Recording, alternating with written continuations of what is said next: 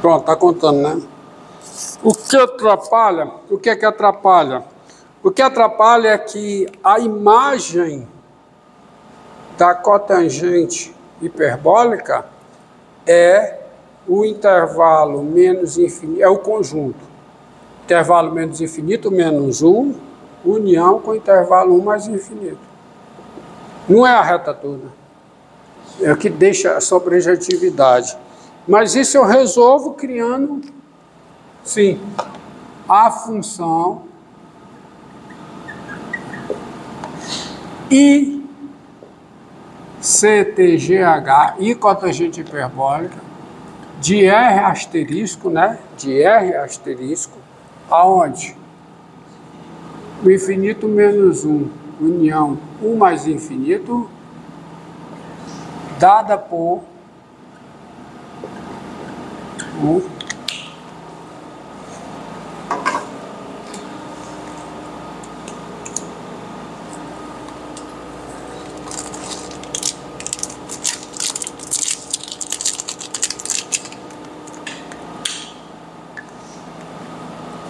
Dada por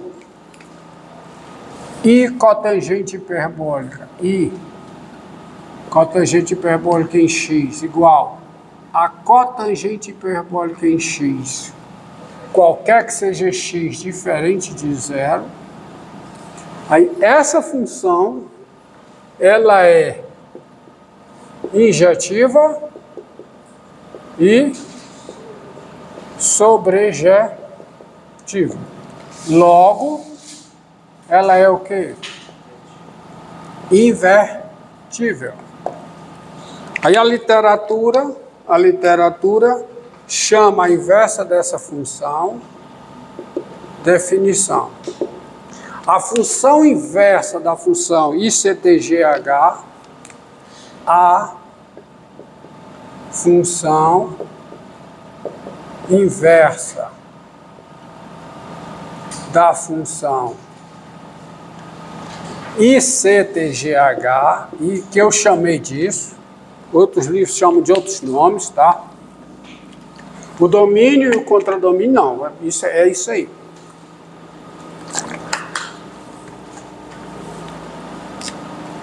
A função inversa da função ICTGH, ela é denominada, ela é chamada função arco cotangente hiperbólica. Hiperbólica, tá? Então, sendo denotada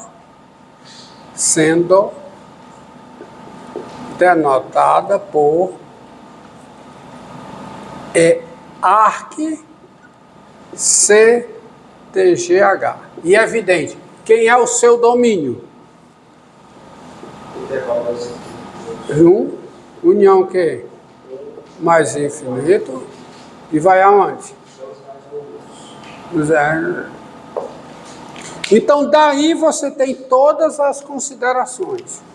Daí você tem, primeiro, quem é o arco cotangente hiperbólica, daí cotangente hiperbólica de x. Isto é, quem é o arco cotangente hiperbólica da cotangente hiperbólica de x. Quem é? Isso é x, qualquer que seja x no domínio da cotangente hiperbólica. Daí cotangente hiperbólica. Daí cotangente hiperbólica. Qualquer que seja x, o quê? Diferente de zero. Tá certo? Segundo, quem é ICTGH do arco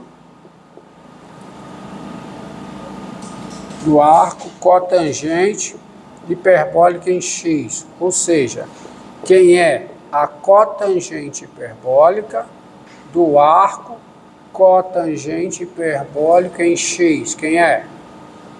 É x, qualquer que seja x no domínio do arco cotangente hiperbólico, ou seja, qualquer que seja x pertencente a esse conjunto. 1 mais infinito. Sintetizando essas duas numa só, dados x no conjunto menos infinito menos 1, união 1 mais infinito, e y diferente de zero, o y é o arco cotangente hiperbólico de x, se somente se o x é quem? É a ICTGH de y, ou seja, o x é a cotangente hiperbólica de y. Tá bom? Agora, tem um fato a observar que é o seguinte. Dado x, ó, olha aqui uma coisa interessante. Dado x nesse conjunto, união 1 mais infinito, tem-se várias coisas. Primeiro, 1 sobre x é diferente de zero. Mais do que isso, 1 sobre x pertence ao intervalo menos 1, 1. E então, eu posso calcular o arco tangente hiperbólica de 1 sobre x. E como 1 sobre x está aqui é diferente de zero, isso aqui é diferente de zero. Você tem isso e você vai ter o seguinte. Quem é, portanto, o arco cotangente hiperbólico de x. Isso aqui é o arco cotangente hiperbólico do inverso de x. Que é, portanto, o arco cotangente hiperbólico de quem? Olha, o inverso de x está no intervalo menos 1, 1. E se o inverso de x está no intervalo menos 1, 1, o inverso de x é a tangente hiperbólica do arco tangente hiperbólico de 1 sobre x. Certo? Mas que... tem um aqui. Mas quem é 1 sobre a tangente hiperbólica? Que é o inverso da tangente hiperbólica? Cotangente hiperbólica. Tá? Onde pode, né? Tá certo? Tá bom? Para x diferente de zero, isso é verdade. Para x, veja bem, ó. Não estou dizendo que a função, que a cotangente hiperbólica é o inverso da tangente hiperbólica. Mas o inverso da cotangente hiperbólica não é a tangente hiperbólica, ele muda o domínio um pouco, tira o zero, né? E a tangente hiperbólica tem o zero no seu domínio. Mas o fato é, no número que é diferente de zero, 1 sobre a tangente hiperbólica é a cotangente hiperbólica. Então isso aqui é o arco, o quê? Cotangente hiperbólica de quem?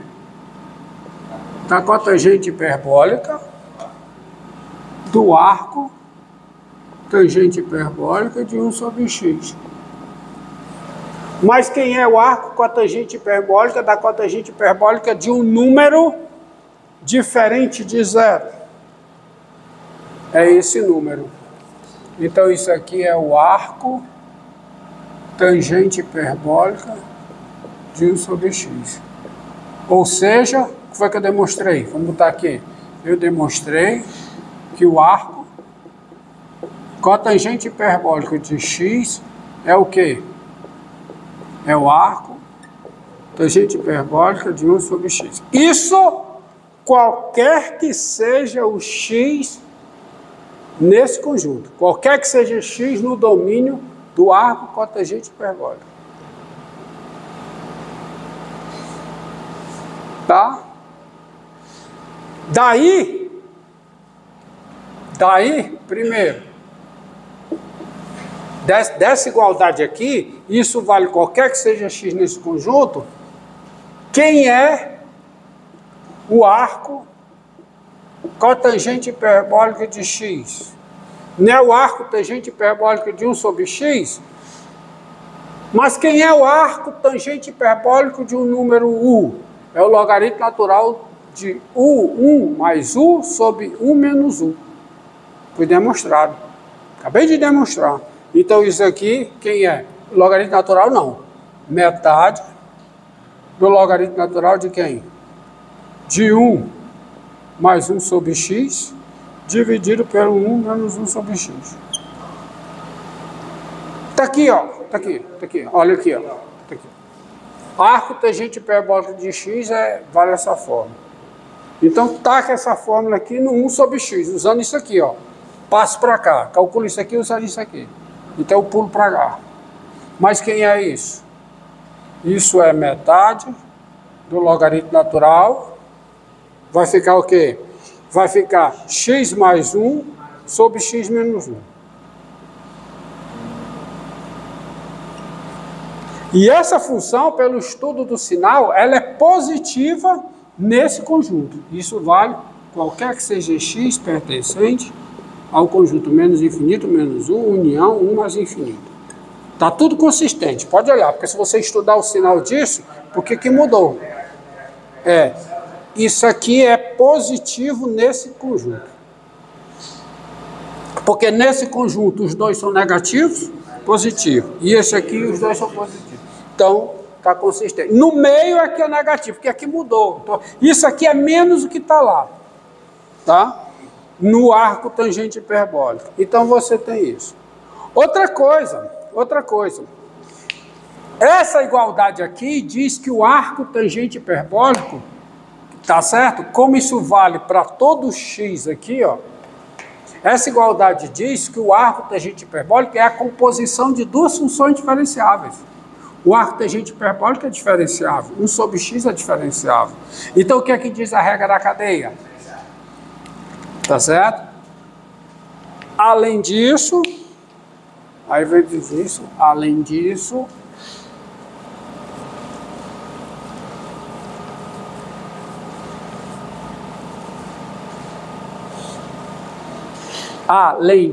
vou continuar aqui, volto para cá. Além disso, você tem o quê? Dessa igualdade, você tem que o arco cotangente hiperbólico é o quê? É diferenciável, porque é composta de duas funções diferenciáveis, e eu vou derivar o arco cotangente hiperbólico aplicado aqui. Então, isso aqui vale a derivada do arco cotangente hiperbólica em x, lembrando que a derivada do arco tangente hiperbólica em x, quanto é, hein? É 1 sobre 1 menos x ao quadrado. Qualquer que seja o x aonde? Intervalo menos 1. Tá certo? Então isso aqui vai ser o quê? Vai ser dá para fazer aqui, para acompanhar melhor. Depois eu concluo. E a derivada do arco cotangente hiperbólico em x é quem? É a derivada disso aqui. Então é a derivada do arco tangente hiperbólico em 1 sobre x, então isso aqui fica o quê? 1 sobre 1 menos. Está aparecendo? Vezes a derivada de 1 sobre x2, que dá quem? Menos 1 sobre x2. Agora, quanto é que dá essa conta? Vamos pegar aqui. Tudo aqui vai ficar, volta lá, mostra lá que eu completo aqui. Primeiro, vai ficar o quê? Vai ficar x2 menos 1 sobre x2. Então fica x2 menos 1. E o x2 vai para o denominador. Vezes, mostra lá. Agora pode vir para cá, pode ir para cá. Vezes, então fica menos 1 sobre x2. Então fica o menos aqui, 1 sobre x2. Então quanto é que dá? Dá menos 1 sobre x2 menos 1. Ou seja, dá 1 sobre 1 menos x2. E isso vale qualquer que seja x pertencente a menos infinito menos 1, união 1, mais infinito. Ou seja, vamos botar a derivada do arco cotangente hiperbólica em x é 1 sobre 1 menos x2, qualquer que seja o x pertencente ao conjunto menos infinito menos 1, união 1 mais infinito. Ou seja, a expressão que dá a derivada do arco cotangente hiperbólico é a mesma expressão que dá a derivada do arco tangente hiperbólico. Mas são funções distintas. O domínio do arco tangente hiperbólico é menos 1, 1, aberto. E o domínio do arco cotangente hiperbólico é menos infinito menos 1, união infinito. As derivadas são funções distintas. A expressão que dá a lei de formação é a mesma, mas são funções distintas. Tanto é que você tem uma outra fórmula para a integral. É o seguinte, é que daí, aquela integral que você conhece, que é essa integral aqui, ó, você já sabe quem é, você pode expressar assim, ó.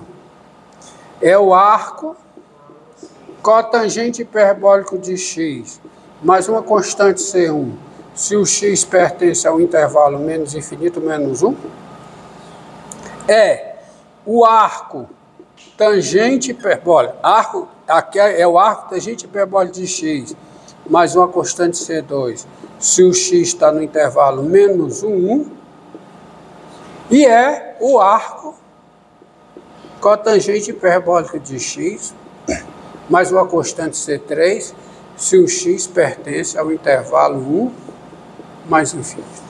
Pronto, tá aí. Tá? Entendido? Então, essa é a expressão geral dessa integral em termos do arco tangente hiperbólico e do arco cotangente hiperbólico. Estamos entendidos? Tá? Agora vamos à próxima.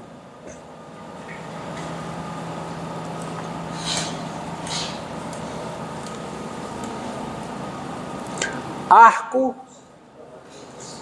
secante hiperbólico. Qual é o gráfico da secante hiperbólica? O gráfico da secante hiperbólica, tá? É esse aqui, ó.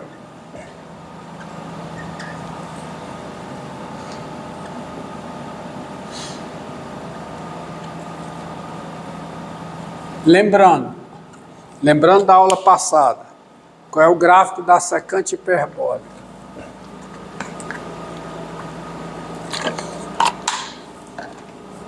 Tá? O gráfico da secante hiperbólica é esse aqui.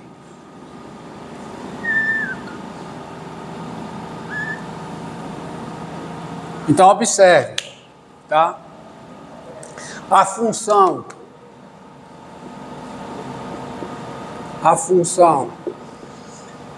secante hiperbólica, que vai de R em R, não é injetiva, nem sobrejetiva. Não é injetiva, nem sobrejetiva. Quem é a imagem da função secante? Isso é o gráfico da secante hiperbólica. Ela é estritamente decrescente nos não negativos e estritamente crescente nos não positivos. E quem é a imagem da secante hiperbólica? É um intervalo. Que intervalo? 0 aberto, 1 fechado. Ela não é que é zero e ela tende a zero quando o x tem no infinito. Ela tende a zero no infinito. É o intervalo 0 aberto, 1 fechado. Bem, ela não é injetiva, ela é uma função par. Porque ela é o inverso do cosseno hiperbólico é par, ela é uma função par. Então ela não é injetiva. O fato dela ser função par, ela não é injetiva. Mas aí eu vou pegar uma função em termos da secante hiperbólica, que vai ter inversa, que vai ser o seguinte.